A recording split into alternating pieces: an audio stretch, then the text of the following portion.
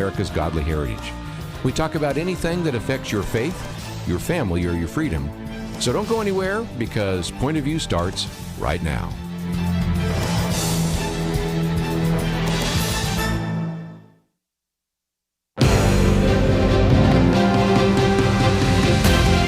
Across America, live, this is Point of View.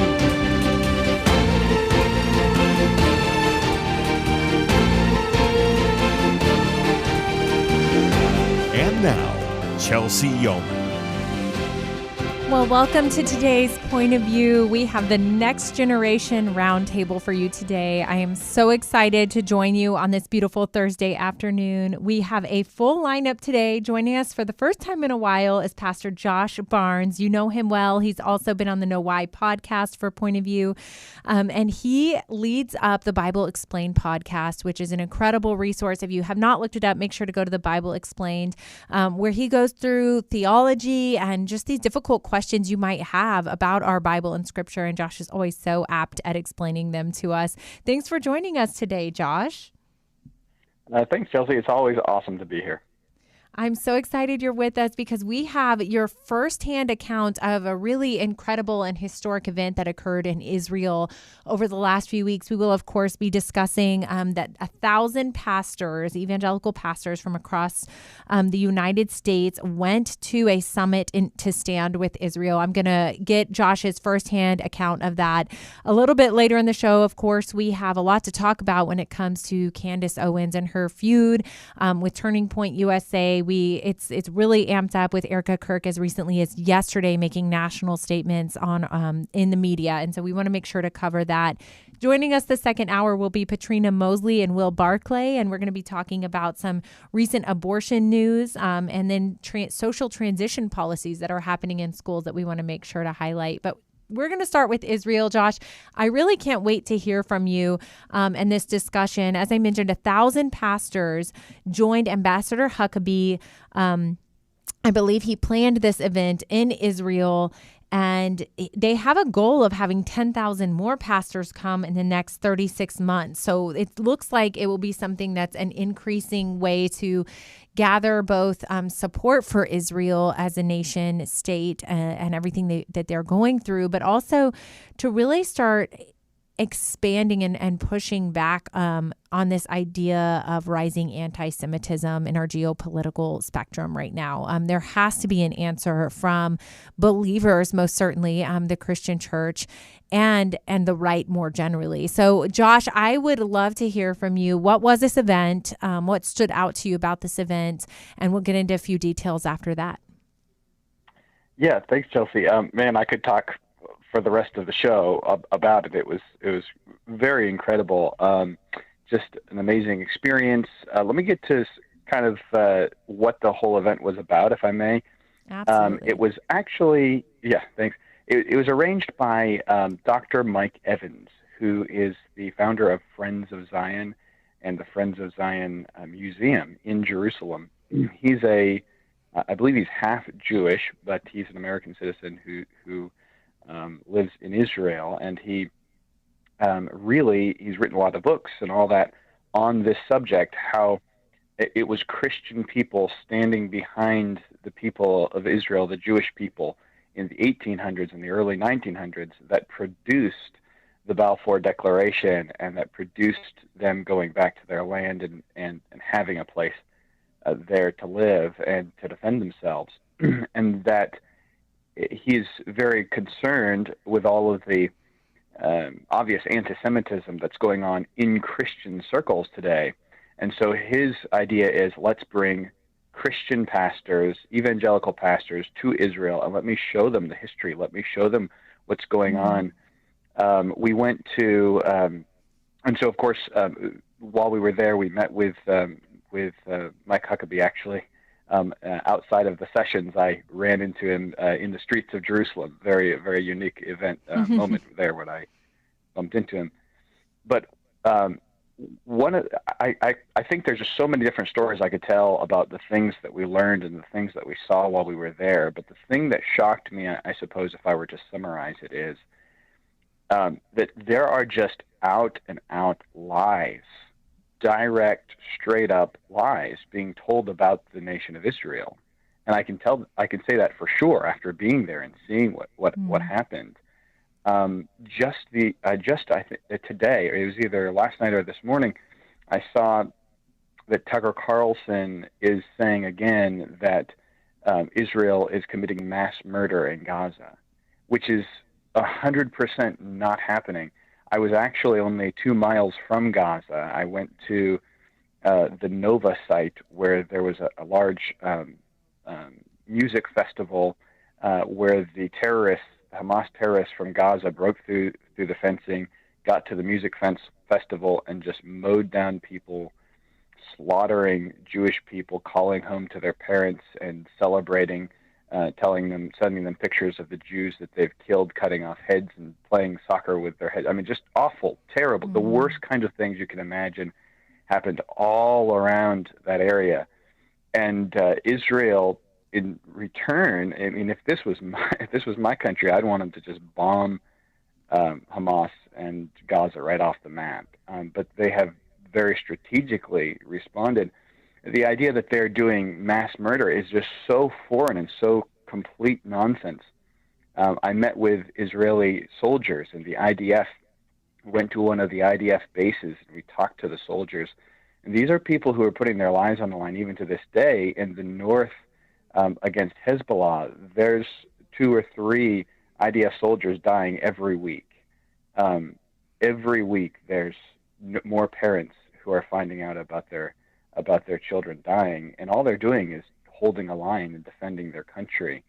So it shocks me how people can pass around this complete false narrative that the big Satan in the world is Israel. They're going behind everybody's backs and manipulating everything to make sure that they get this land, which, by the way, I wouldn't blame them for wanting to get the land if they were doing that. But that's obviously not what's taking place, and they're not murdering people.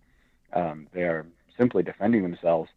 And it was very, very interesting to meet the people of Israel and to get to know the Jewish people, which I've never really done before. I don't know a lot of Jewish people even in America. I know a few, but in Israel, the people there really talked a lot about the October 7th attacks, and they talked about it exactly the same way that we talked about 9/11 the first 5-10 years after it happened.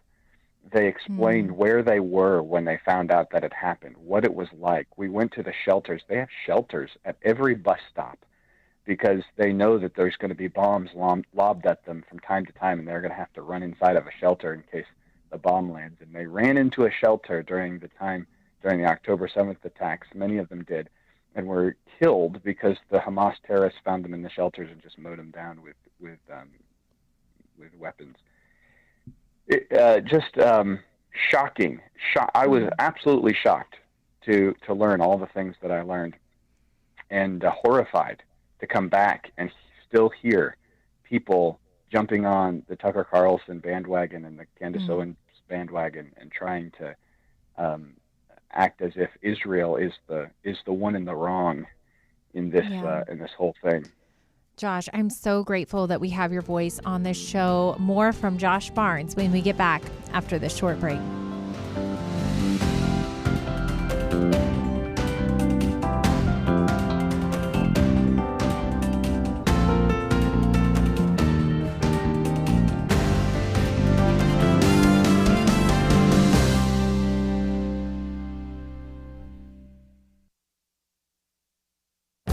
This is Viewpoints with Kirby Anderson.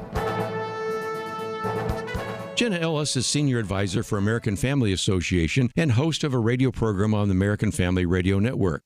She recently wrote about real conservatism, pursuing what God ordained. She has noticed something we've also discussed on my radio program. Many younger conservative voters believe the entire conservative project is obsolete. While it is true that we would want to conserve what has been effective in the past, we don't have any obligation to conserve bad ideas or flawed institutions. She acknowledges that every generation eventually realizes that the shiny buildings and bureaucratic titles we've been told to trust are in reality just man-made structures run by flawed people. Washington think tanks, legacy media, universities, and even parts of our own political machinery have squandered their credibility. She concludes that we shouldn't be trying to conserve flawed institutions. We should work to conserve what God has ordained.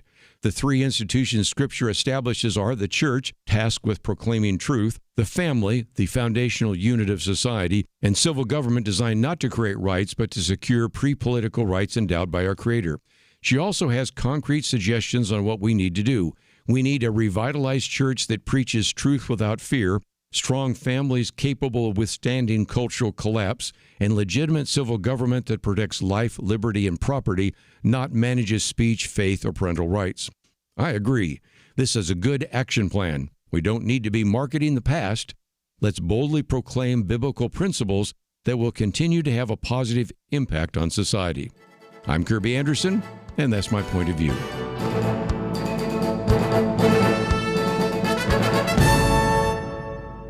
For a free booklet on a biblical view on big data, go to viewpoints.info/data. That's viewpoints.info/data.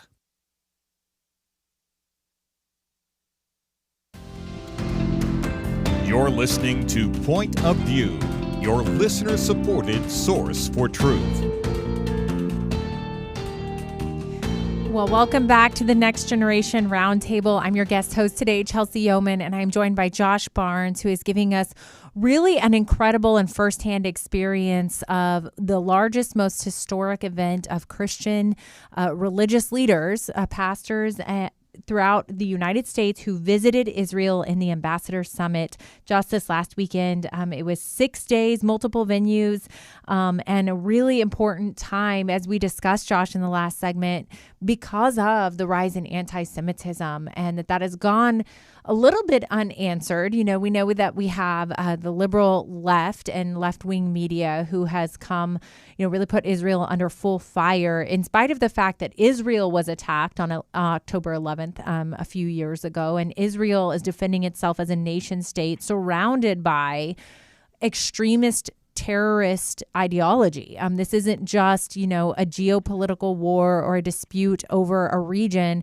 Really what Israel is up against is an entire religious ideology that wants them eradicated, not relocated, not to have a little bit of land in Jerusalem for the Muslim holy site, but instead says from the land to the sea, as we see in the Palestinian Gaza protests, even in America, first generation, second generation Americans who are shouting these things, the significance and import of those statements is that they mean that they want Israel to no longer exist. And so I think that's really important for us to cut through the noise on both the left and the right. We also, on the right side, have these very popular pundits, Tucker Carlson, Candace Owens, who have millions of followers.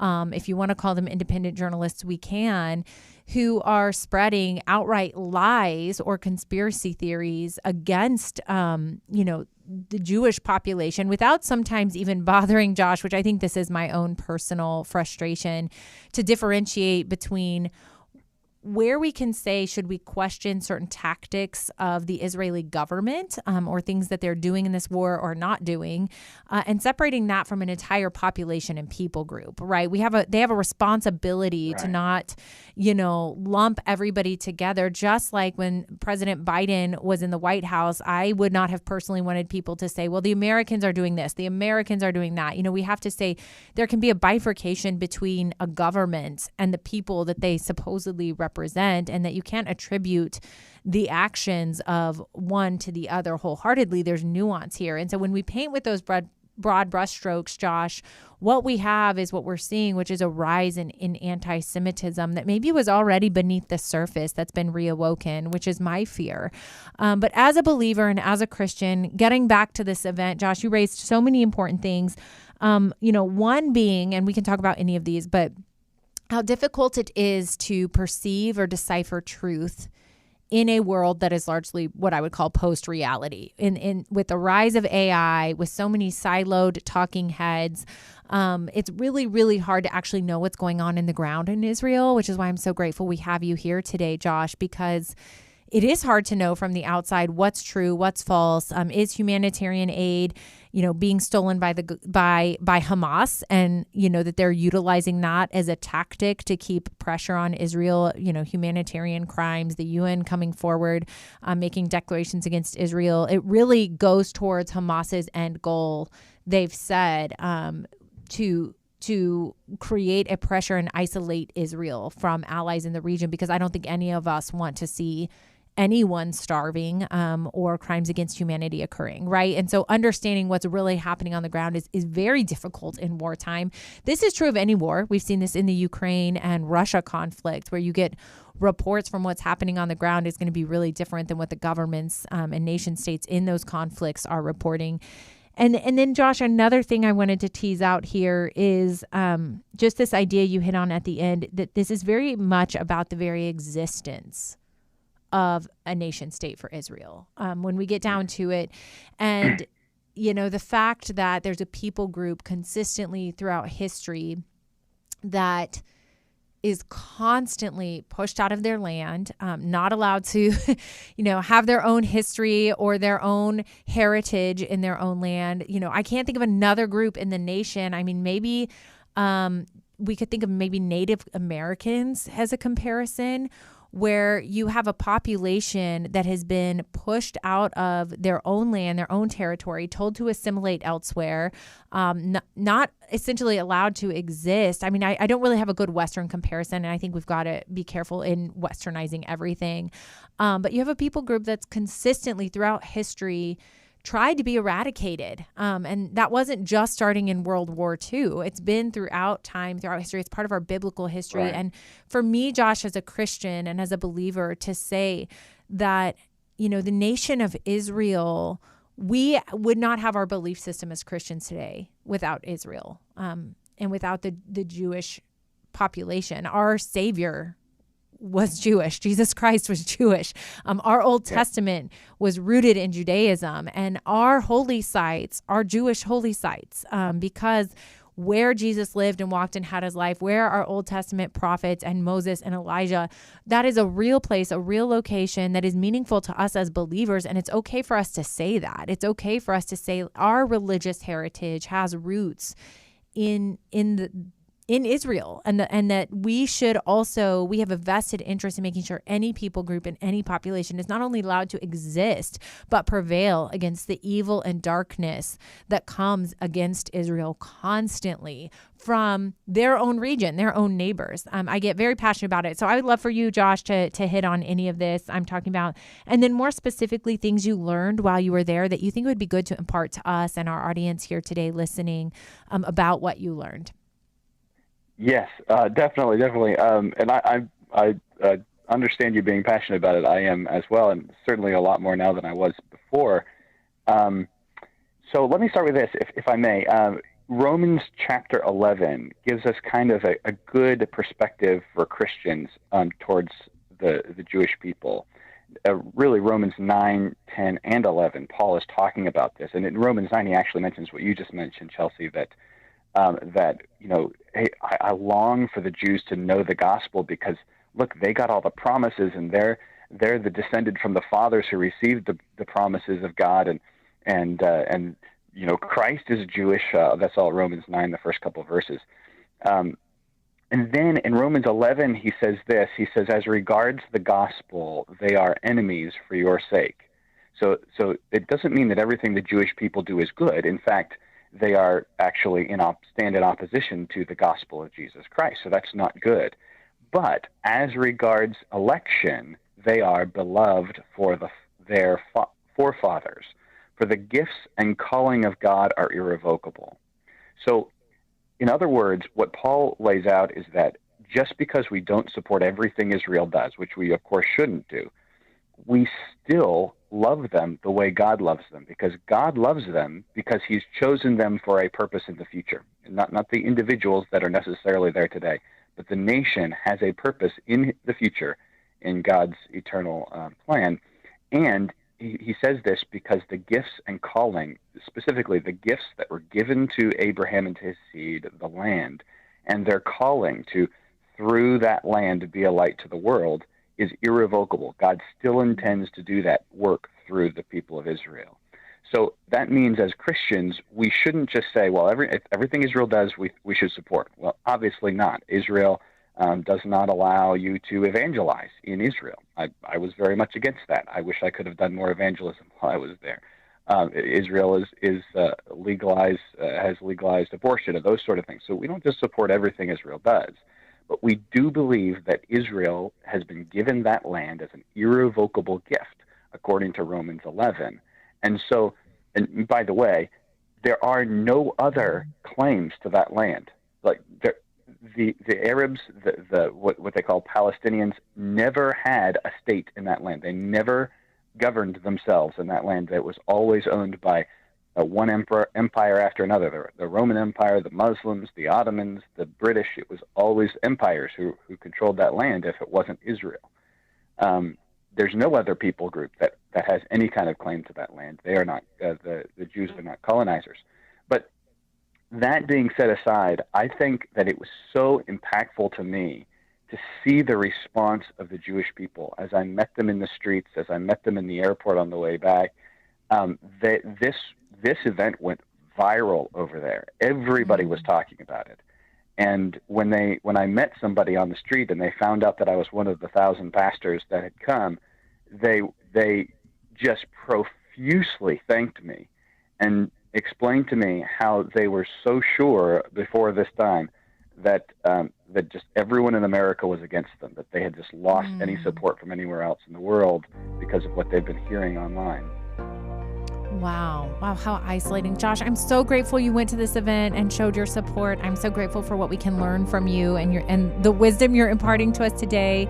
Don't go anywhere. We'll be back after this short break. God is moving in this nation, and how we meet this moment will influence the future that our children and grandchildren inherit. Let me explain. Bible reading among self-identified Christians is higher than it's been in a decade, and it's millennials and Gen Z leading this Bible reading surge. But even though Bible reading is at a high, trust in the accuracy of the Bible is at a low.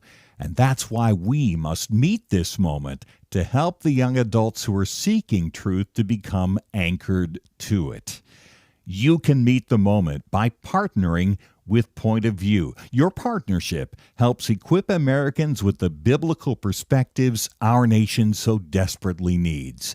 Give today at pointofview.net or call 1-800-347-5151. And when you give by December 31st, your gift is doubled.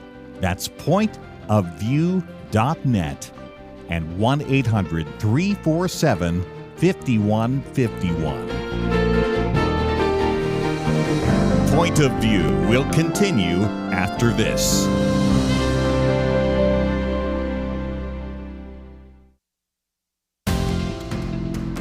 You are listening to Point of View. The opinions expressed on Point of View do not necessarily reflect the views of the management or staff of this station. And now, here again, Chelsey Youman. Well, welcome to the Next Generation Roundtable on this beautiful Thursday afternoon. I am so excited to be with you today. We have with us Josh Barnes, who had an incredible summary of some events that he attended out of Israel. 1,000 pastors attended this event to support Israel and really take a stand against anti-Semitism. So I'm grateful for his firsthand account of that event. Go to pointofview.net where you can read up our articles and topics today, or go back and listen if you did not on pointofview.net. You can like us on Facebook at Point of View Radio. But we are turning our discussion now to, I think, Josh, what has reached such a cultural discussion point that most everybody has heard of the dispute. But if not, I'll give you a little bit of background. And the dispute is between Candace Owens and maybe the world, but I'm going to be a little bit more specific and say Turning Point USA. And it's really reached such a culmination in the last few days, even that Charlie Kirk's widow, Erica Kirk, has made public statements now in mainstream media, Fox News, on John Hannity's show, and elsewhere, discussing and asking Candace Owens to stop. And so I think I want to start with this conversation because the significance is important. It's a discussion we need to have, whether you're a conservative or not, a Christian or not. It's a discussion we need to have, and that is the pursuit of truth, and then how we go about that needs to be done well, because it's one thing, Josh, to say, we want answers. We want the truth. We are tired of government psyops. We're tired of the media hiding the ball on things. We're tired of the FBI failing to produce information that Americans should have, whether it's on Charlie Kirk's assassination or any other number, the Epstein files, of issues that the American public has an interest in knowing and understanding. And that it's one thing to say, yes, we should be pursuing that truth, bring light in the darkness. I think light's the best disinfectant, especially when it comes to our federal government. It's one thing to say that the federal bureaucracy is completely out of hand. We've got thousands and thousands of lifelong unappointed employees running our lives as American citizens and throughout the federal government.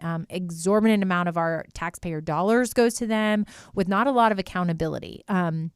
And to say that this, they call it the fourth arm of government. We have the judicial branch, the executive branch, the legislative branch, Congress, and now we have this fourth branch, which is really the ballooned bureaucracy that President Trump has committed to slashing, right?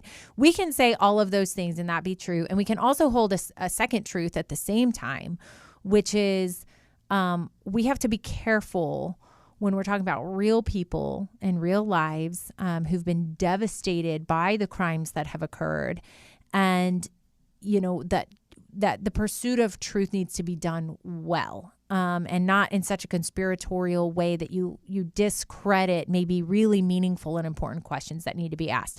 That's my entry point, Josh. Take it away. And feel free to talk about what's going on or this broader idea of, really having a responsibility and a duty to do it well, which is my point. Yeah, and it really dovetails with what we were talking about before, because as you mentioned, there's the whole question that people have about who can I trust, who do I listen to? And here's, we've talked about Tucker already. Here's Candace Owens, people that, man, we thought we could trust. We thought we were being given good information by them.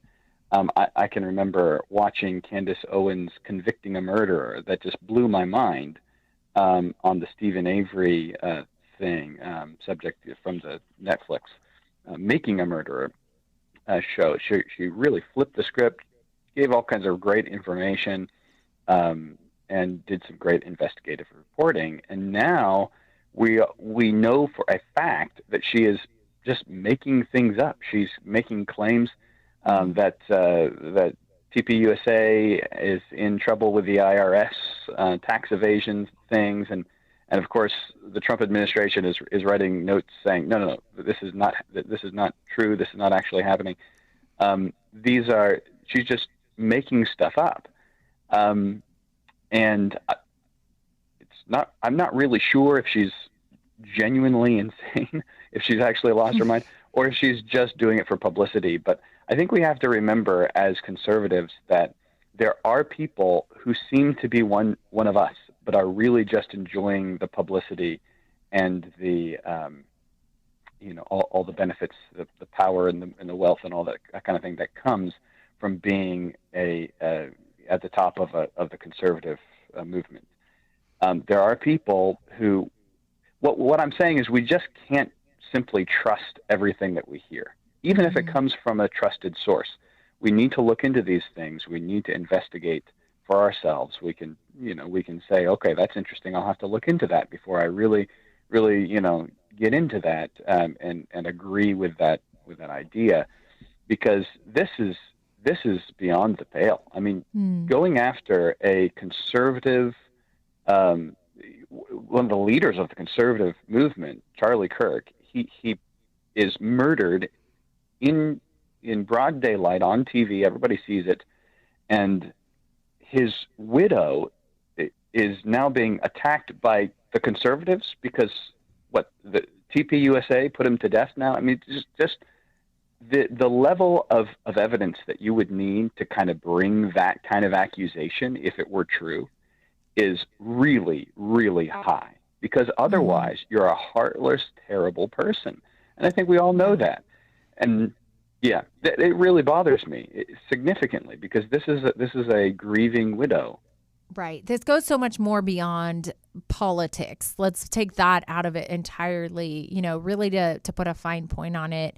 And then we're going to get into some details of some of the allegations here. But is that what we have is a very public and popular commentator who is trusted. We'll get into that as a quote unquote independent journalist. I don't know that I would attribute that title to Candace Owens, but she's got millions of followers. I mean, 2 million people are watching her episodes every single day. And, who is really hurting here is a grieving widow and a grieving family. And so I want to talk about that, but I do want to move into how we got here, Josh, because I think it's important. Candace and Charlie both started together. They started at the precipice of this moment in time where cancel culture was at as heightened as it could have been. If you so much as is talked about President Trump publicly, you could get fired. I mean, in 2016 and in those days, and they came out and said, we're going to take a stand against cancel culture at all odds. And we're going to be truth tellers and truth seekers in a culture that wants nothing to do with the truth. And there was a courage about it, and courage begets courage. And there was an inspiration about it where Christians and conservatives looked at these two young people, especially in our generation, and said, if they can do it, we can do it too. And that being truthful matters more than being canceled and losing your friends. And, and they really, I have to give them both that credit, went against the grain in a moment culturally where it was very deeply unpopular to do so. And then they both built really astounding careers very quickly from that. And, Charlie Kirk went on with TPC USA. They've got 800 chapters across the United States now. They have registered millions and millions of voters. They have influenced and changed cultures, which is why he was assassinated. You don't get assassinated if you're not that influential. And he was changing politics in America, changing for generations, potentially, the conservative movement, speaking to issues, winning hearts and minds. And because of that, on the other side, Candace Owens has been a trusted voice, I think, and been viewed as not just a truth seeker, but somebody who's unabashedly going to do, quote unquote, the right thing. And she's amassed this multi-million following. And with that, I believe, comes such a responsibility, Josh. With that becomes, you can't say you're an independent journalist if you don't adhere to the basic ethical guidelines, very minimal ethical guidelines to be a journalist, right? You have to have a source. Right. You have to verify your source with another source. You have to take quotes from both sides. I mean, you cannot publish a story through conjecture. That is not real journalism. What she is a podcaster and a blogger. But because of that past in history, Josh, it's led to this moment where she's trusted. And I think that's the danger in what's going on. And briefly before the break, any additional thoughts on that? Yeah, I just from the perspective of Christians, the book of Proverbs is replete with advice that we not answer matters before we've heard them. And I think this just kind of underscores the idea that we can't just listen to one person and say, "Oh, I trust that person," and then believe whatever the thing is, And this is a good case in point that we might say, "Oh, I thought Candace Owens was good. I thought she was giving good information," but we should never really just accept what we're told by one person. We should always look into it, check it out. And this is probably a good case study for us as Christians on learning how to be discerning even among conservative voices. Really, really well said. I do want to just briefly say that Erica has asked Candace Owens to stop speculating regarding her husband and his death, and I certainly hope that she takes heed to that. Don't forget to go and like us on Facebook, Point of View Radio. We'll be back after the short break.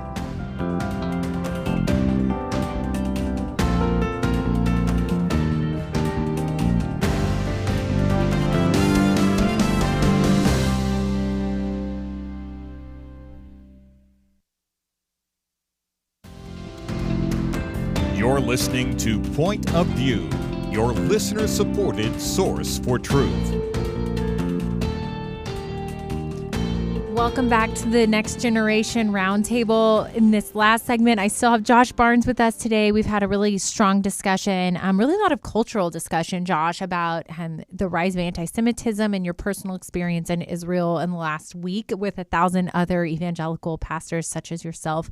We've also talked about Candace Owens and TPUSA, and we're turning now to discuss really, it's a bill that I reviewed yesterday that Congress is passing, passed the House and will be finalized last week. And that is our National Defense Authorization Act. This is one of those mandatory bills where they fund our national defense. So it needs to get done. It's several thousand pages long. So we're not going to discuss the whole thing on the show as much as the lawyer and me would love to do that with you. I really want to highlight one aspect of this bill that everybody should know and understand because there's so much to discuss that's making the news. This is our $900 billion federal budget that will be spent on our national defense. And it really creates unprecedented infrastructure in our tech, what they call our tech arms race with the international community, namely China, spending on AI developments and tech developments as it pertains to military defense. Okay, so that's at a very high level. I want to talk about a specific aspect of this, and I'm going to call it biotechnology, biotech. And so it reads from a sci-fi movie, but it's not. It's codified in a bill. The Pentagon for many years now has had, they have registered their technology where they have experimented on human genomes and DNA modification with our soldiers. And so that's been something that's been registered for a very long time publicly. They have a website about it. But what this bill does is it codifies the budget to expand that experimentation. And so it reads like a sci-fi novel, but more specifically, what this bill does is it says they're going to be doing enhancements for soldiers. And so they're going to have supposedly informed consent for soldiers to participate, but they're going to use biotechnology and research to do human experimentation. And that includes things like you name it. But they're also doing this without a lot of ethical parameters. And so that's where I wanted to talk to you all about this today, where they're talking about gene editing, performance enhancement. And so that includes things like helping soldiers be stronger and smarter through DNA editing. Again, it reads like a sci-fi novel, but this is from the bill.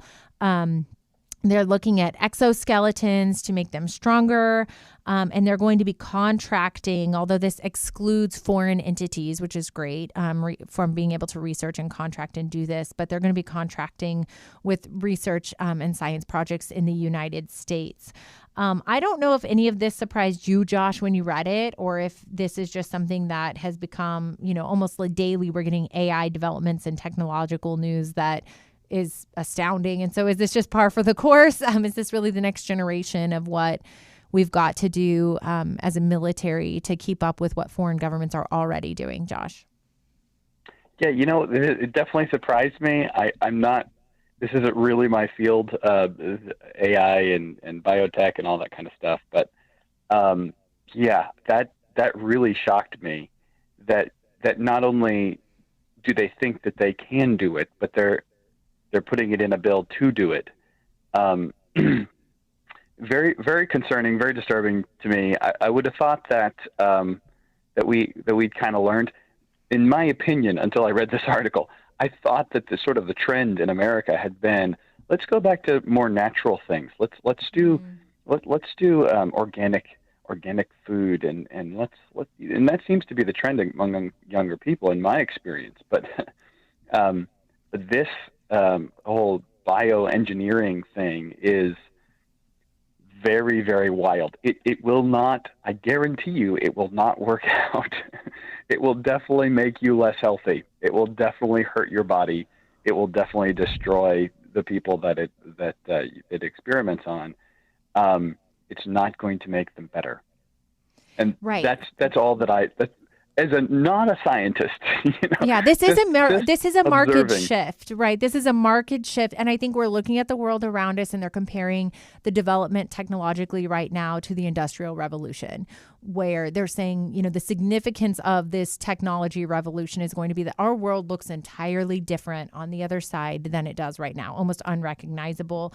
And this is why I'm bringing this to the surface to cover today, because I think we need to see it and look at it and say, what does this mean? And so what this means is biotech is becoming a pillar of our United States defense. That's what this means. They're putting billions of dollars into it, expanding the infrastructure to research and funding that research with third parties. So not just intergovernmental research, but they're going to be contracting with third parties to be conducting this research. I think the technology already exists, because when you pull up the registry for all of the patents for this, they've existed for 5 and 10 years. And if they're codifying it in a bill in Congress, that means that they're just making it official for us to know about at this point.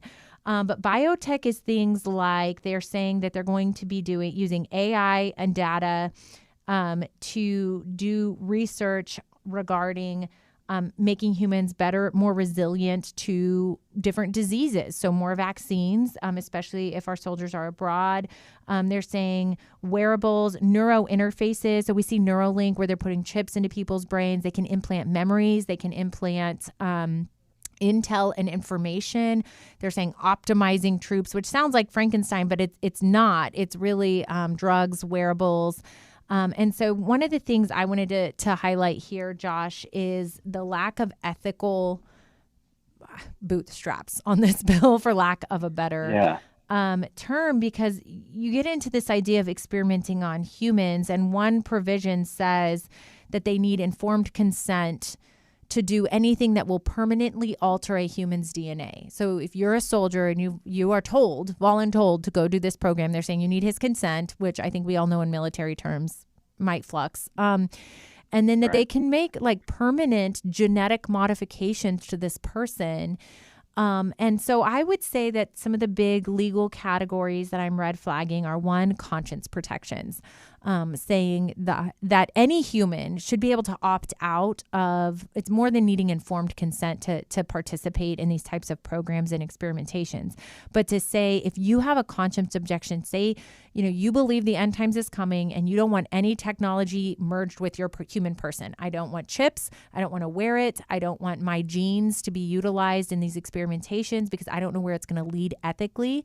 I don't know where the limits of this are, that you have these conscience protections, which are First Amendment religious liberty rights or conscience rights. Two, I think the bill should include that who you cannot experiment on.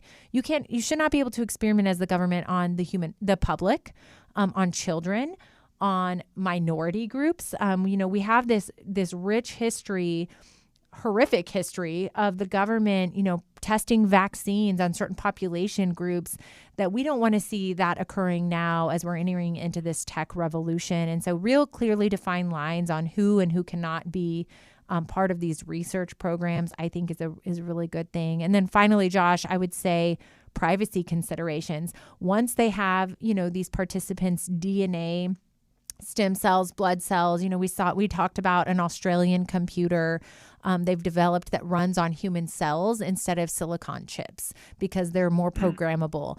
Where does the programming end for these individuals who participate? Can the government have a right to program them in the future? What are these humans' rights to opt out when they're 40, 50, 60 in the reserve?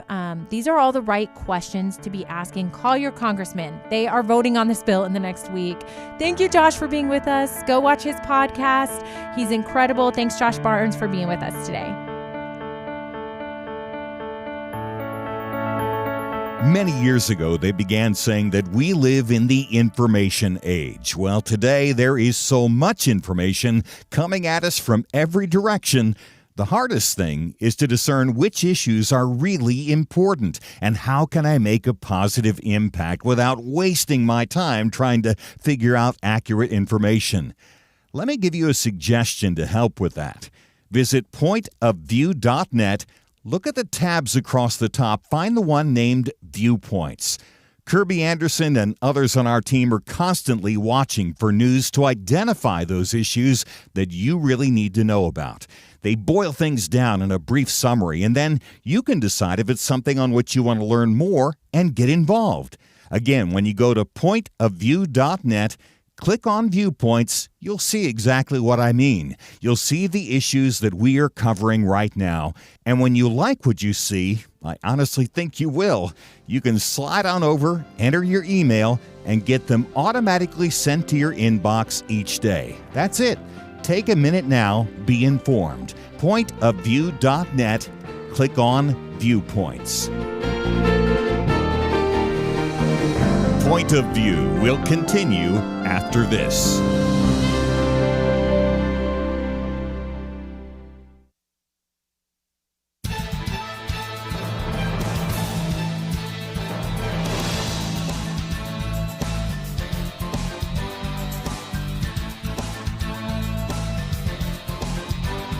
Hi, this is Kirby Anderson. You know, each day we take on the tough issues and provide a biblical perspective to them. The topics we cover are wide-ranging: apologetics, theology, prophecy, creation and evolution, intelligent design, marriage, family, child-rearing, the millennial generation, trends in society, politics, economics, business, religious liberty, the Constitution, public policy, foreign policy, military policy, tensions in the Middle East, abortion, homosexuality, pornography, sexual ethics, media, technology, history, and America's godly heritage.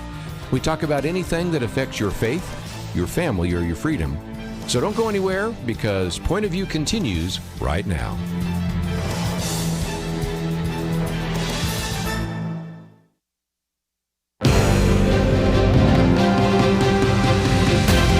Across America, live.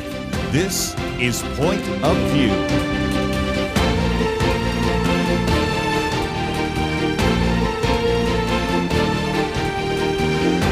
And now, Chelsey Youman. Well, welcome back to the Next Generation Roundtable edition of Point of View today. I'm so grateful to be with you on our second hour of the show. If you were not listening last hour, we had Pastor Josh Barnes with us, and it was a phenomenal summary of his time in Israel the last week with over 1,000 evangelical pastors really taking a stand against the rise in anti-Semitism. We also talked about Candace Owen and Turning Point USA, so go back and listen at pointofview.net. But joining us this hour, we have some incredible panelists. Patrina Mosley is first up. She has not been with us in a while, so we are so grateful you're with us today, Patrina. Thank you for having me. Happy to be here. Yes, Patrina, you may remember she is with PPM Consulting, and she helps organizations and campaigns and policymakers to elevate women's dignity issues with a special focus on African-American community.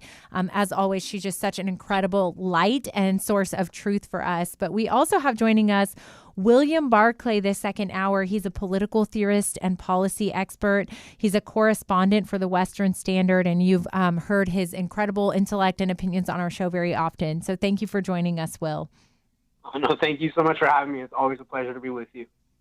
Well, I'm grateful for y'all because we have no shortage of things to discuss in our second hour today. We are going to start up with a testimony that we heard before Congress last week that really was, I think, quite shocking to me, both as a mother, as a Christian, as a conservative, that I didn't really realize how rampantly this was going on in the United States. And that is my colleague and actually my boss, Matt Sharp. He is senior counsel with Alliance Defending Freedom. He testified before Congress with one of ADF's clients, Deb Figliola, on how pervasive schools are socially transitioning minors, that they are doing secret transition policies and hiding it from their parents. And when I say transition, I mean kids who are experiencing confusion about their gender and maybe socially have confusion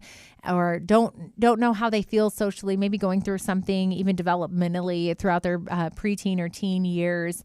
And what has happened is over almost 1,000 school districts, not schools, school districts nationwide have adopted policies saying that when a child is confused, they can help teachers, principals, their therapists, their school counselors will help that minor transition to the opposite gender. So a girl may be confused with her friends, decide she wants to be a boy. They'll help her come up with a name. They'll help her transition with her friends. They'll refer to her pronouns as a he, all without telling their parents. And so the parents need to know about their grades, and parents are important enough to know maybe about behavioral issues.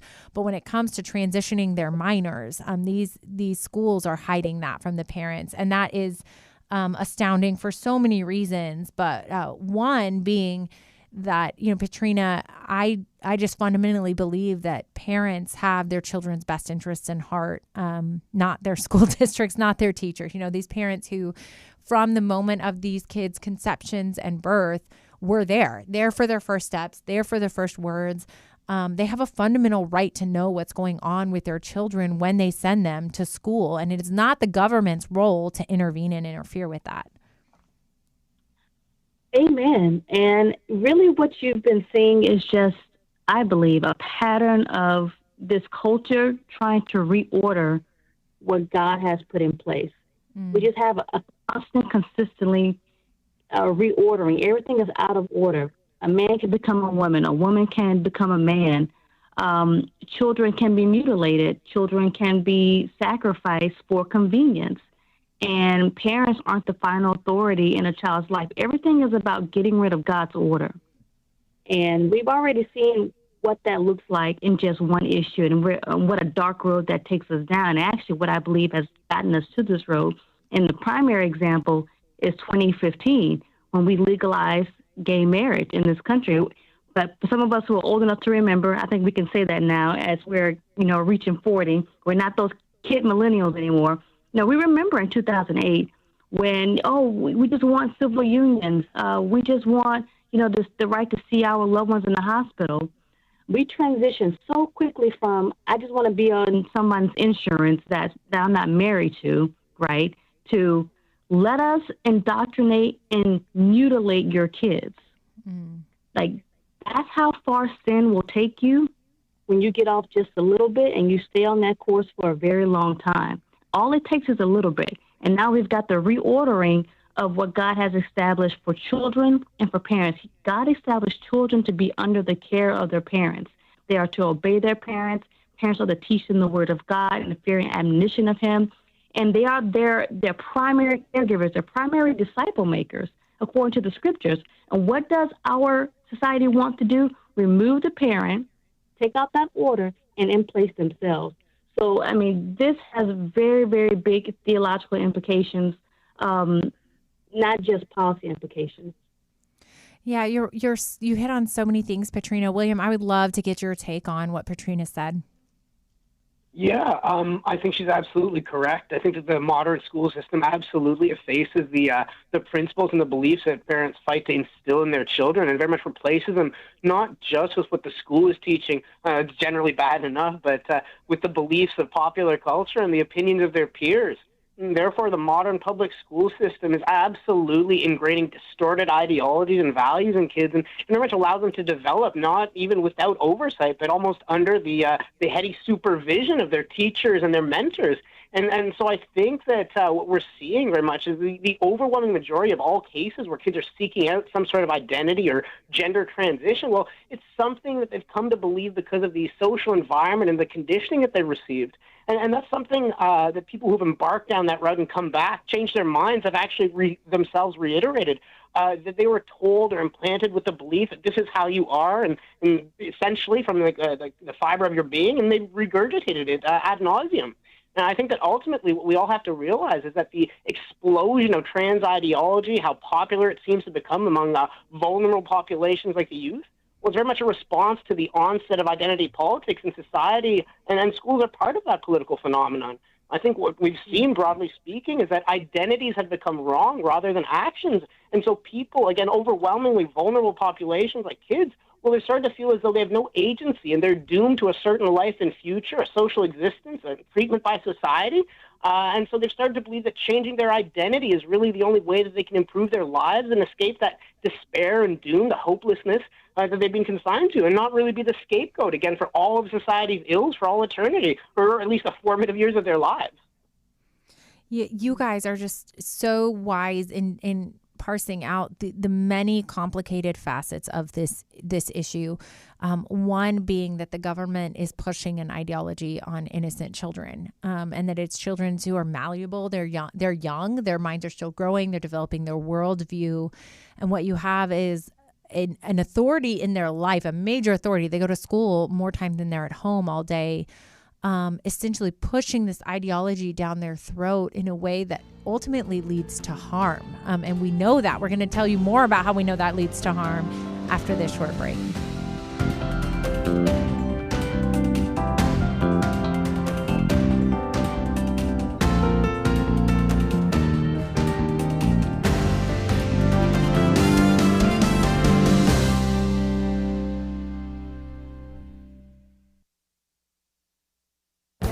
This is Viewpoints with Kirby Anderson. Jenna Ellis is Senior Advisor for American Family Association and host of a radio program on the American Family Radio Network. She recently wrote about real conservatism, pursuing what God ordained. She has noticed something we've also discussed on my radio program.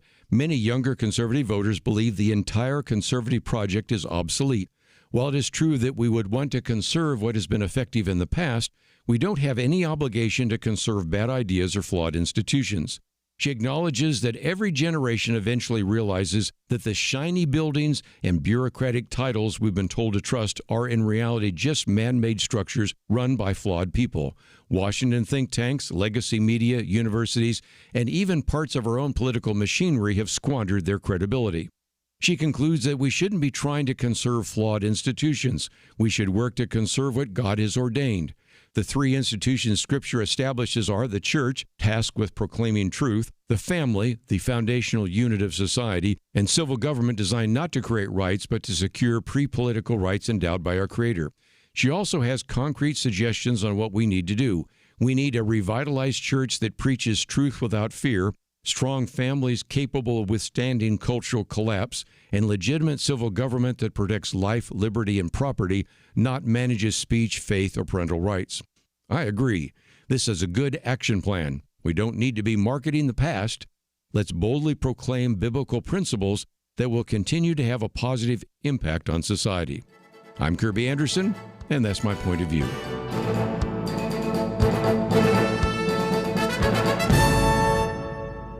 For a free booklet on a biblical view on big data, go to viewpoints.info/data. That's viewpoints.info/data. You're listening to Point of View, your listener-supported source for truth. Well, welcome back to the Next Generation Roundtable. I'm your guest host today, Chelsey Youman, and I'm joined by Patrina Mosley and Will Barclay. And we are discussing a phenomenon across America that has really, I think, surprised us all because it was done covertly. And that is that 1,000 school districts nationwide are transitioning children to the opposite gender without telling their parents. And they've done it more than just without telling their parents. Really what this testimony before Congress that Alliance Defending Freedom and their client had last week is that there are policies and training in place to transition the minors. And so instead of educating our kids, teaching them math, helping us really be our kids, be absolutely incredible in the workforce and preparing them to take on the world, instead our teachers are sitting around and deciding how to keep, their children's secrets from their parents. And really the first thing I want to say about this, William, is that it sends a message to kids. I think the first damaging point, besides the things we already discussed, is that it sends the message to kids that their parents are not trustworthy. Right. And so that there are secrets to be had from them. And it's a tactic used really by predators who are grooming kids, is to talk about hypersexualized, inappropriate content with minors. That's a tactic that groomers use. So one, I think these schools maybe inadvertently be setting up these kids for really negative things to happen to them in their future. Two, they're talking about kids about sexualized, as they would say in this hearing, intimate details about their lives. And I don't think that any adult should be talking to minors about these types of topics outside of their parents or maybe a therapist, because it is an inappropriate discussion to be having between a random adult and your child. And then three, it sends the message to these kids, as I said, that their kids are the bad guy, that their parents are the bad guys, that, your parents can't be trusted with your information. There's something bad about their ideology. Why do they want you to affirm who God created you to be at birth? There must be something wrong. And that's not just divisive for the family unit, but so deeply damaging to one of the most important relationship that perhaps exists outside of marriage and God, in your relationship with God in our society, which is the trust and the care and the love between a parent and child. Those seeds of doubt taking root to a 13-year-old, a 12-year-old, a 16-year-old at these pivotal moments in their lives, that reaps so many consequences downstream in the family home. And it's truly awful. I was so grateful to see, William, that our subcommittee on education wants to take a look at this and say, how do we stop these school districts in their tracks from the damage they're causing long term? No, I agree with you 100%. I think one of the things that more and more parents are becoming aware of is that the modern school system does very much erode the relationship between parents and their children. And you could say very much in an active, intentional way. I think most parents, just to start, they send their kids away to daycare and then school starting the age of 2 for 5 days a week, let's say from 8 to 4. And I'm being very charitable right here with my numbers. I'm sure if you have kids, people have kids. These numbers are being very charitable. The kids get home, and all the time they spend with them is 2, maybe at best 3 hours of rushed, stressed, and tired time, right? And then are we really surprised that the kids then turn to their teachers and their classmates to dictate and to be the arbiters of all right and wrong in their lives? And then as they don't trust their parents later on when there are these crucial moments, they need to have this mentor, somebody who they can turn to in these important, these vital moments of their life, right? Why this relationship collapses? It hasn't been there for nearly a decade, right? From the time that you started to send them off to daycare, they've been beholden to their teachers and their peer group, I want to say, and very much imbued with this ideology that, again, contradicts and erases the ideology and the values that their parents might have instilled in them and want them to have, And it's really unfortunate, but it is a phenomenon that we've seen happen for generations, and parents now are very much just starting to become aware of, and not just the parents, but the kids themselves. They're realizing that the values that they've been taught by the school system, one, aren't at all correct, but two, they're fundamentally at odds with the values of their very own parents. Well said, Patrina. I think there's so many ways to go with this. Is there anything you want to pull out about this specific article that's on pointofview.net? Yeah. So, as we were taking a break, I looked up this verse that I think really encapsulates why God has a set order to things. And it's Job 38, 32 through 33. And in this passage, God is answering Job in the midst of his pain. So he's actually challenging him for all the questions Job probed at him. And the way God challenges him is giving him an insight into the way that God operates. And it says in 32, can you direct the constellations through the seasons or guide the bear with her cubs across the heavens? Do you know the laws of the universe? Can you use them to regulate the earth? And the point is, our God is a God of order. And I think, number one, the first takeaway is, support organizations like ADF who are on the front line to defend what is right, to defend the vulnerable, because God's word said, if you lead a child into sin, it would be better for you to drown with a stone around your neck. So God bless people like ADF and I'm sure other organizations who are, at the plow on this issue, defending and protecting. But number two, there is a personal takeaway too. That, even for those who are listening, you're not involved in policy, you're not involved in government, you just see these things and your heart begins to palpitate. Look, like I said, support and pray, but I also take lessons from what we see in our culture for our own personal lives, that a little bit of compromise leads to chaos. A little bit of compromise leads to disorder. And we've had disorder, we have compromise since 2008, and probably even before then, for those who are older can see that. But we've now been on this trek to where we've not completely compromised. And I would say also, don't find your identity in a political party or even a movement, Because right now, for those who know, the Republican Party is waffling on marriage and changing the talking points to, well, we don't care what adults do when it comes to transgender ideology. We just care about kids. Well, we don't care about, what adults, where they go to the bathroom, but we care about children's sports and opportunities. The issue here, and this is the prime example of what we're talking about, who is doing the harming? Who is doing the preying and acting as a predator? Adults.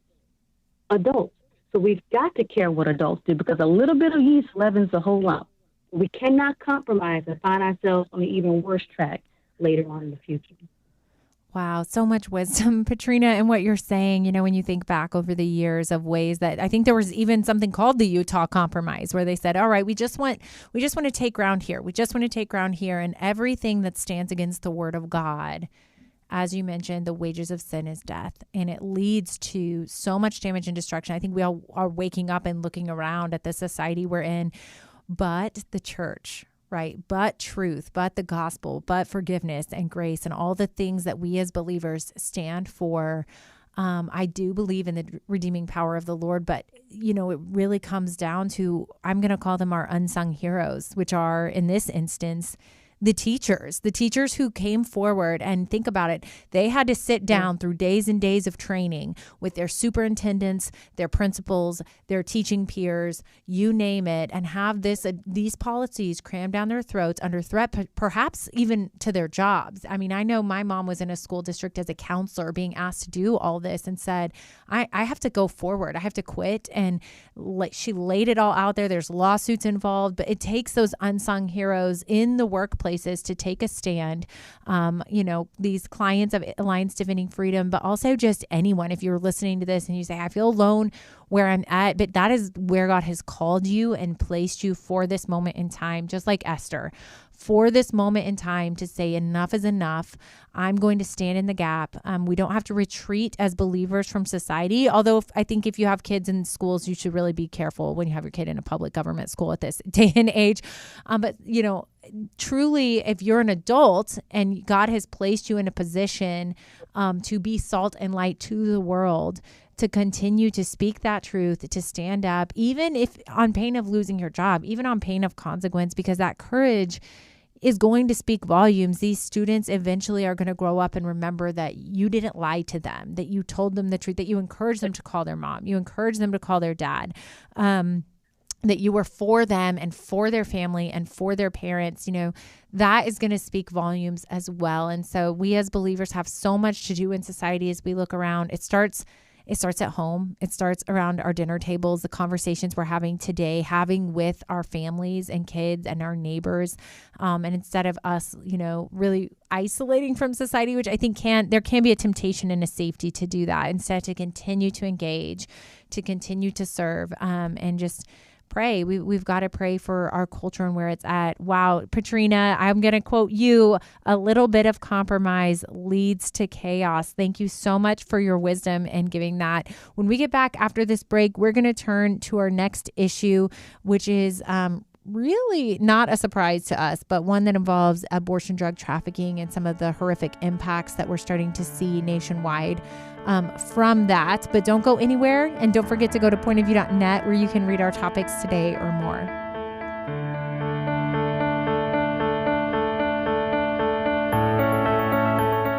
It almost seems like we live in a different world from many people in positions of authority. They say men can be women and women men. People are prosecuted differently or not at all, depending on their politics. Criminals are more valued and rewarded than law-abiding citizens. It's so overwhelming, so demoralizing. You feel like giving up. But we can't. We shouldn't. We must not. As Winston Churchill said to Britain in the darkest days of World War II, never give in, never give in, never, never, never, never yield to force, never yield to the apparently overwhelming might of the enemy.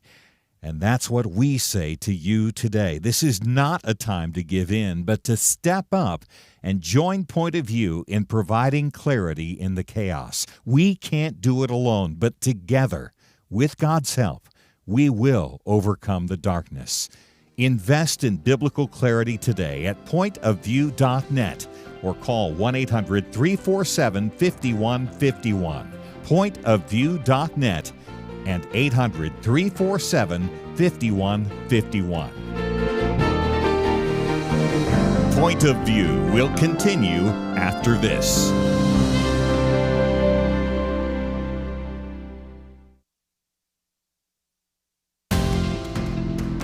You are listening to Point of View. The opinions expressed on Point of View do not necessarily reflect the views of the management or staff of this station.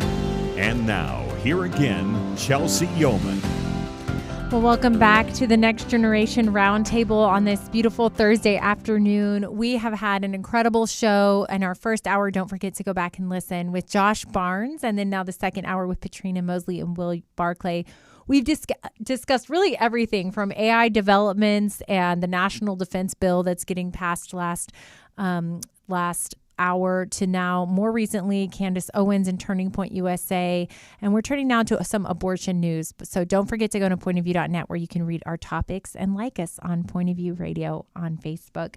We are now turning to what I wish was happier news, but it's not. It's a growing trend we all need to be aware of because I think no matter where you land on the topic of abortion, obviously I am a pro-life advocate, so I'm going to be, not neutral on this one. But no matter what your views on abortion are, I think that we can all be aghast at what is coming out of the news when it comes to the rampant distribution of abortion drugs, that no one is winning from that. So you could be the most pro-abortion advocate in the world, and you should be against abortion drug trafficking. And abortion drug trafficking is mail order abortion. I'm going to be clear about that. Mail order abortion, you can go online right now.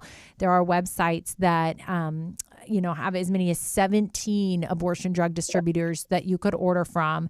They come to your doorstep, no visit with a doctor, no intervention, no complication screening, no sonograms to know if it would, quote unquote, even be safe for a woman to take the drugs. They don't know how far along they are. And as many as 1 in 20 women who take these drugs are going to the ER. That is found from hospital data, that 1 in 20 women who take these drugs go to the ER. And that doesn't include women who are getting these illegally and online. And so the danger is I think, readily apparent. But it goes beyond just this idea of a woman being left alone without any medical supervision or help to have this horrific procedure, this violent, barbaric procedure alone in her home, and let alone the body that results from this, a dead child at the end of this horrific procedure that they call medical. But then that doesn't even include really where we're going to go now, which is the subsection of abortion drug trafficking harm, and that is forced abortion. And so what's happening, because there's no guardrails on any of this, and blue states like Washington have millions of drugs on hand, 2 million on hand that they ordered to distribute rampantly without any protocols in place. What's happening is abusers are taking advantage of this. So Will, I'll start with you, William. There's this article on it involves a 32-year-old man, Hassan James Abbas, who was indicted last week on charges of abduction, evidence tampering, and fraud, and then unlawfully distributing an abortion-inducing drug to his sleeping girlfriend. And he is one of a laundry list, dozens and dozens of cases where you have these abusive domestic violent partners taking advantage of the abortion drug system that the abortion industry has set up, and trying to poison girlfriends or partners or wives, or even mothers. We have some cases out of Alliance Defending Freedom where it's been a mother and her underage daughter, her minor daughter, who wanted to keep the baby, poisoning. And so this rampant abortion drug distribution, no matter how pro-choice people may say they are, it's not really for women, is it, William?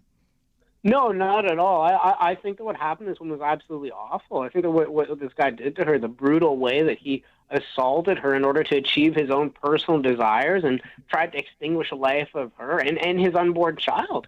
It's a literal expression of the left's paradigm, the dynamic of their relationship with the rest of the world. I think in a lot of ways, their relationship with the world is one of abortion, reiterated in so many ways.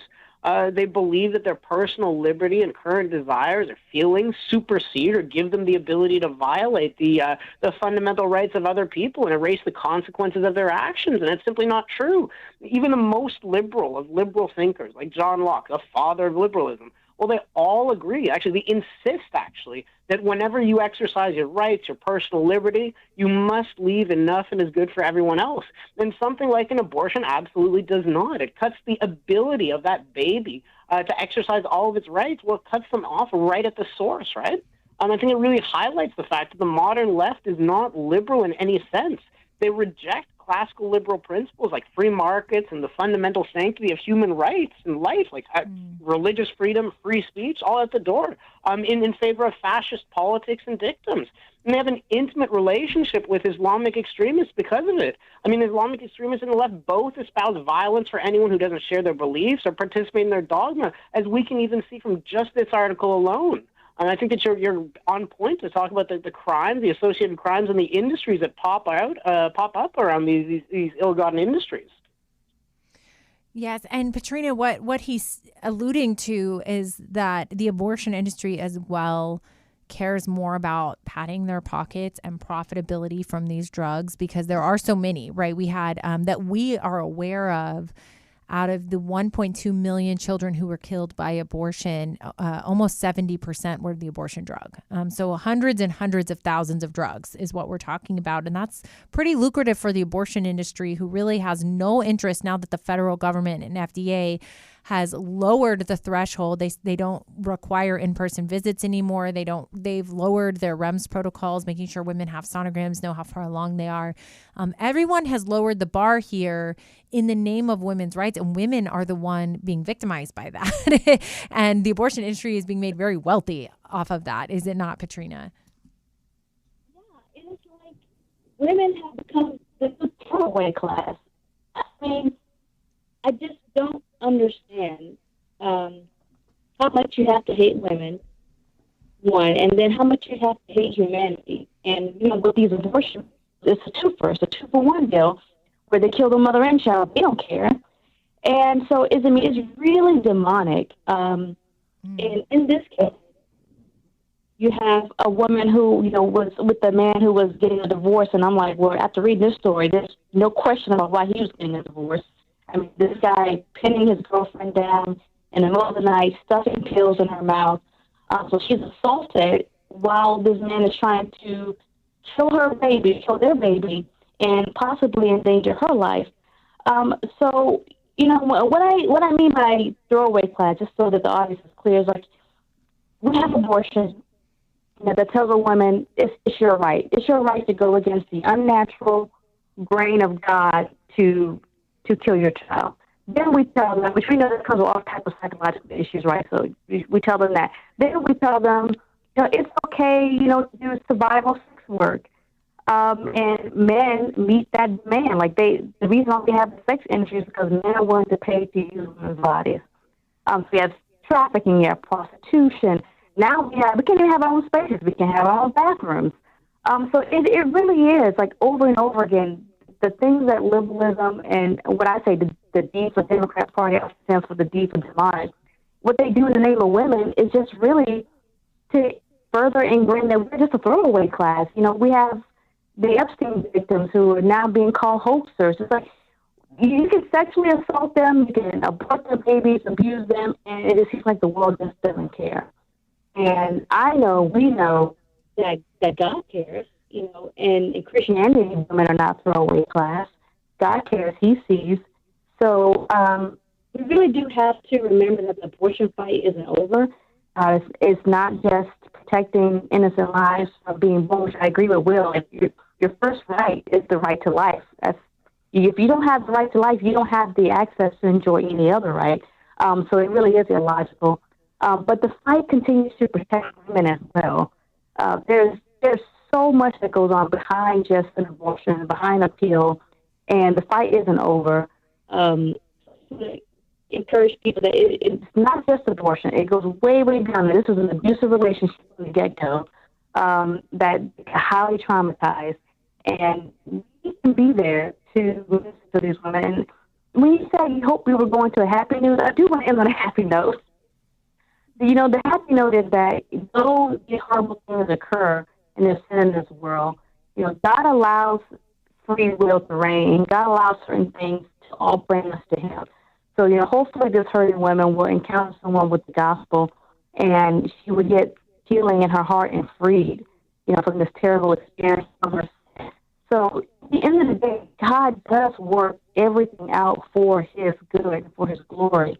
And we have to remember that we may not win this policy, we may not win the lawfare war, but I can guarantee you this, we will win the spiritual war. There is coming a day when we will stand in victory.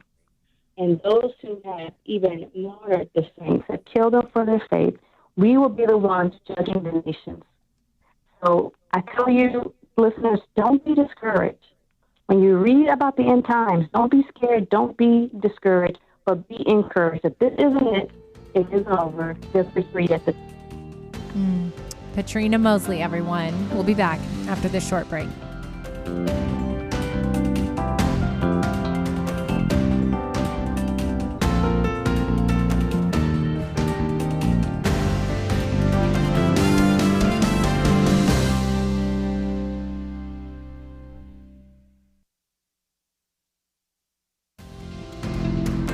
You're listening to Point of View, your listener-supported source for truth.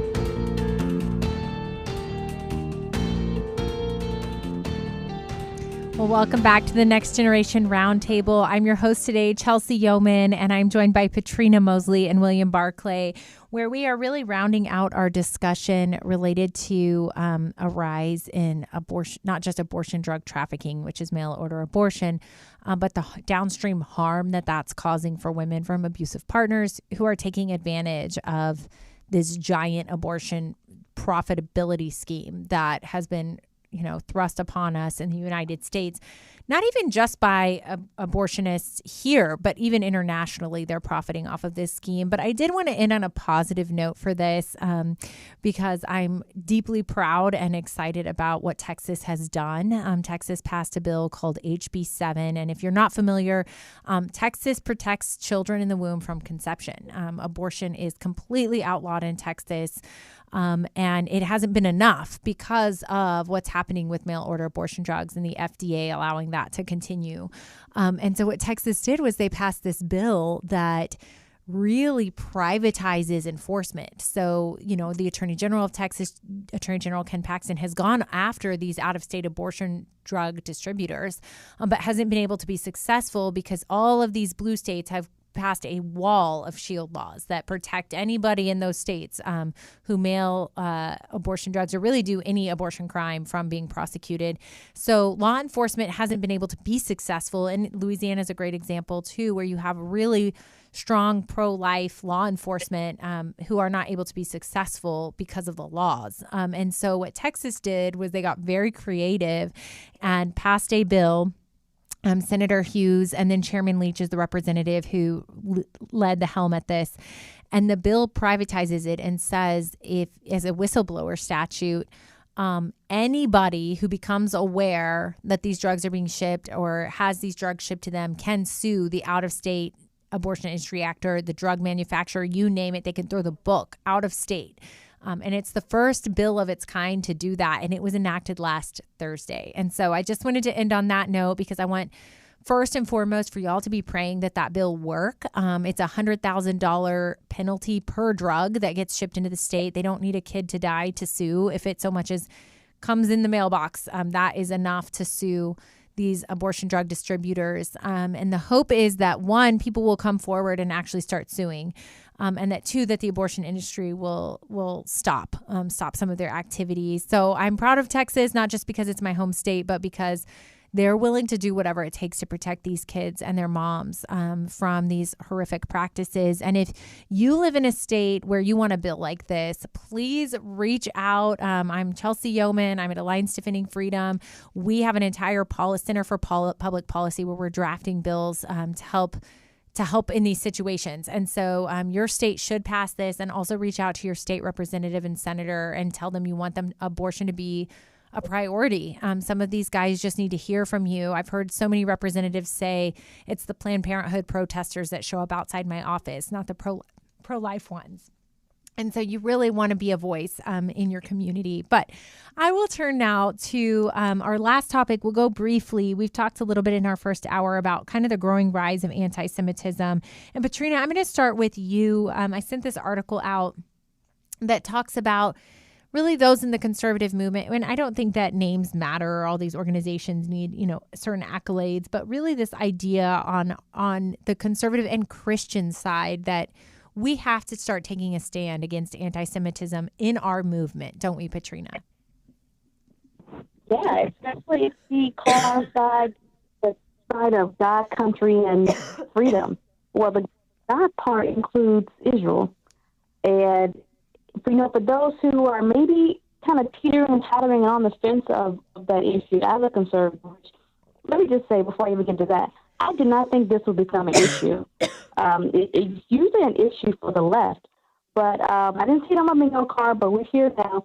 But the thing is that every issue, particularly this one, is tied to your theology. And we talked a little bit about that at the top of the hour, just about compromise and when it comes to sexual ideology, but it also comes down to your views on Israel. And everything is tied to a worldview, tied to a theology. So we know that God's a promise keeper. We know that what is it that my husband, he says it all the time, like the only manifest destiny is really Israel. The only nation that God predestined was the nation of Israel. And so this isn't a, whatever Israel does, we'll just rubber stamp it. It's that anybody that comes against the promise and the word of God, where we're redefining the boundary lines of their land or are trying to extinguish his people, which is important for Christ to return to Jerusalem, so you can't reestablish any boundary lines there. Of course, there's a demonic force out there that hates the Jews because that's the nationality that Jesus came from. There's a spiritual aspect to that.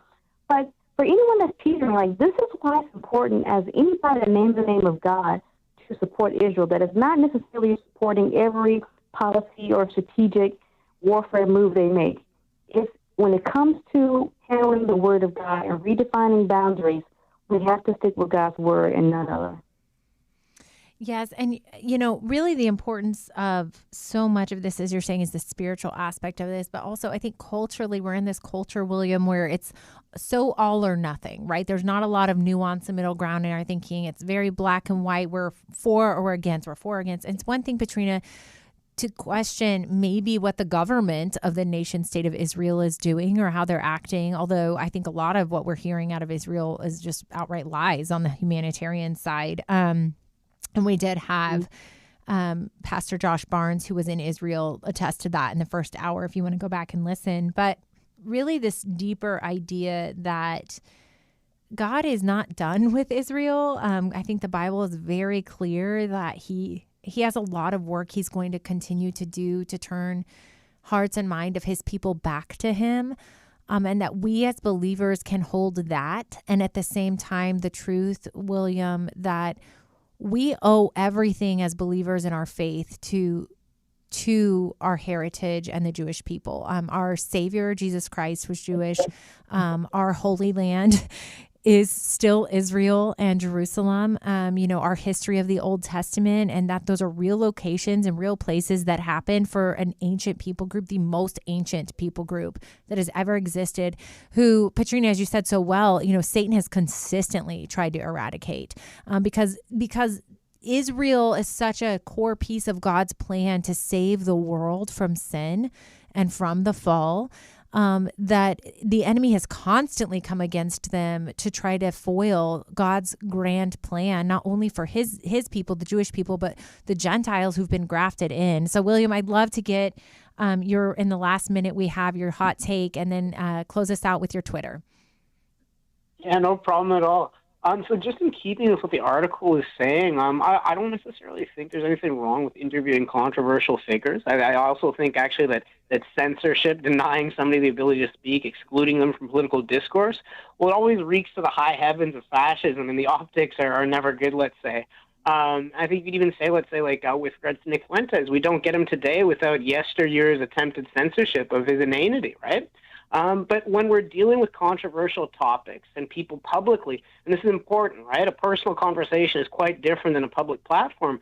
Well, we must always ask ourselves an additional question, and that is, what is the great political contribution or insight that they offer outside of their controversy? If you can't really answer that question, well, it doesn't necessarily follow that you are explicitly trying to give a platform to court their controversy. It's explicitly what you're trying to discuss and market, and it's really the only reason they're on your show or an article, right? That's gross. It's kind of like charging people to watch a car crash. And that's very much where I'm at with people like Fuentes. My Twitter, by the way. Thank you, William. We appreciate you and Patrina Mosley for being with us today. Don't forget to go to pointofview.net where you can find their Twitter handles, support their work, and like us on Facebook. Have a great Thursday. God is moving in this nation, and how we meet this moment will influence the future that our children and grandchildren inherit. Let me explain. Bible reading among self-identified Christians is higher than it's been in a decade, and it's millennials and Gen Z leading this Bible reading surge. But even though Bible reading is at a high, trust in the accuracy of the Bible is at a low. And that's why we must meet this moment to help the young adults who are seeking truth to become anchored to it. You can meet the moment by partnering with Point of View. Your partnership helps equip Americans with the biblical perspectives our nation so desperately needs. Give today at pointofview.net or call 1-800-347-5151. And when you give by December 31st, your gift is doubled. That's pointofview.net and 1-800-347-5151. Point of View is produced by Point of View Ministries.